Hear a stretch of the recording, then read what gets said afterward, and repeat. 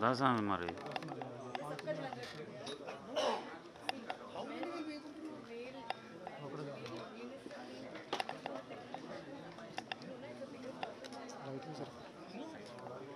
ముందుకు పోదమ్మా.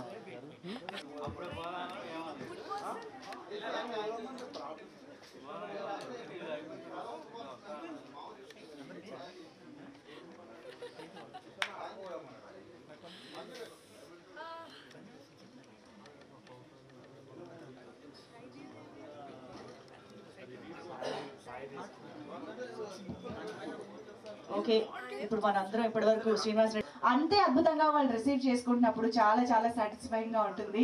అందుకనే ఈ రోజు సినిమా ఫస్ట్ హాఫ్ చూసిన వాళ్ళందరూ బాగుంది అని అనుకున్నాము ఇంటర్వెల్ టైం కి.